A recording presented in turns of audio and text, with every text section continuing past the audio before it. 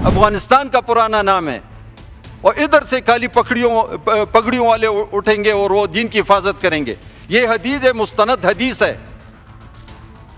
और ग़ज़वा हिंद की तरफ भी इशारा किया है। मुसलमान जो होंगे ये गालिब आ जाएंगे कुफर पे, यहूदियों पे और ईसाइयों पे। एक बात मैं आपको बता दूं, हमारा उनका कंपैरिजन ताकत के लिहाज से कोई नहीं है, लेकिन कलमे की ताकत ऐसी है कि एटम बम से भी ज्यादा इसका वजन है। और जब ये दुश्मन पे चढ़ाई करते हैं, जिस और जो आगे सामने वाला जो फिर जो वो हिंदू होता है तो उसके खिलाफ तो जज्बा ही कोई और होता है। सोचिए, कोई सांसद संसद में खड़ा हो और कहे कि हिंदुओं का सामना करते ही हमारी सेना का जज्बा आ पड़ जाता है, और पूरा सदन उस पर मेज थपथपा कर खुशी मनाए। यही नहीं, वो कहे कि कलमे की ताकत एटम बम से ज्यादा है और गजवाए हिंद के लिए समय अब आ चुका है। जी हां, ये कोई अफवाह नहीं, ये पाकिस्तान की नेशनल असेंबली में 19 जून 2025 को खुलेआम कहा गया, और इसे कहने वाला कोई और नहीं, सांसद मुजाहिद अली ने बोला है।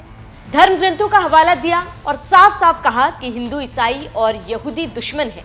इस वीडियो में हम उस बयान की परतें खोलेंगे और बताएंगे कि कैसे आईएसआई और पाकिस्तानी सेना पर्दे के पीछे से इस जिहाद को हवा दे रहे हैं, क्योंकि ये बयान सिर्फ बयान नहीं है, एक प्लान की शुरुआत है। 19 जून 2025 को पाकिस्तान की नेशनल असेंबली में जो हुआ, उसने नापाक पाकिस्तान के मंसूबे को दुनिया के सामने उजागर कर दिया। सांसद मुजाहिद अली ने अपने भाषण में हिंदू, ईसाई और यहूदियों के खिलाफ नस्लीय और धार्मिक नफरत को खुलकर हवा दी। उन्होंने न केवल गजवाए हिंद का जिक्र किया, बल्कि पाक सेना और आईएसआई की जिहादी मानसिकता को भी अनजाने में उजागर कर दिया। मुजाहिद अली ने कहा, गैर मुसलमानों ने मुस्लिमों के खिलाफ फूट डालो और राज करो वाला फॉर्मूला अपनाया, लेकिन हमारा धर्म कहता है आखिरी लड़ाई खुरासान से होगी और काली पगड़ी वाले लोग इस्लाम की रक्षा करेंगे। ये बयान ना सिर्फ कट्टर सोच को दर्शाता है, बल्कि ये भी दिखाता है कि पाकिस्तानी नेतृत्व का एक बड़ा वर्ग धर्म के नाम पर हिंसा को सही ठहराने में अब भी पीछे नहीं हट रहा। बलोच एक्टिविस्ट मीर यार बलोच ने एक्स पर पोस्ट कर मुजाहिद अली की वीडियो शेयर करते हुए लिखा, आसिम मुनीर की नियंत्रित असेंबली ने यहूदियों, ईसाइयों और हिंदुओं के नरसंहार की धमकी दी। 19 जून 2025 पाकिस्तान की नेशनल असेंबली के सदस्य मुजाहिद अली का वीडियो पाकिस्तान की सेना और आईएसआई को बेनकाब करता है, जो वॉशिंगटन को ईरान को निशाना बनाने के लिए एयरबेस देने का प्रस्ताव देकर बेवकूफ बना रहे हैं, लेकिन पर्दे के पीछे आईएसआई और उसके जिहादी इजराइल के खिलाफ जिहाद और भारत के खिलाफ गजवाए हिंद को बढ़ावा दे रहे हैं। क्या है गजवाए हिंद? गजवाए हिंद का मतलब है भारत के खिलाफ एक धार्मिक युद्ध।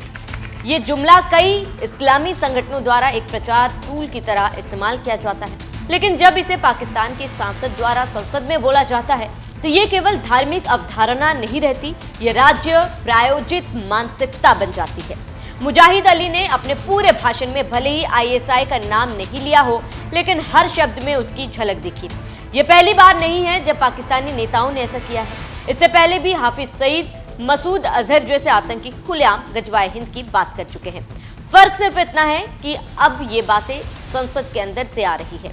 इस भाषण पर संसद में मौजूद कई सांसदों ने मेज थपथपाई, जिससे ये साफ हो गया कि ये सोच अकेले मुजाहिद अली की नहीं, बल्कि पूरे सिस्टम का हिस्सा है।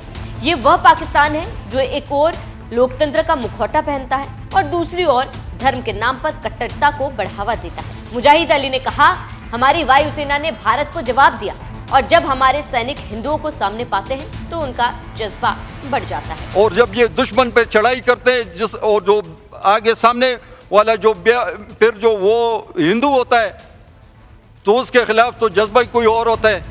ये बयान साफ दिखाता है कि पाकिस्तान अब भी भारत विरोधी मानसिकता से बाहर नहीं निकल पाया।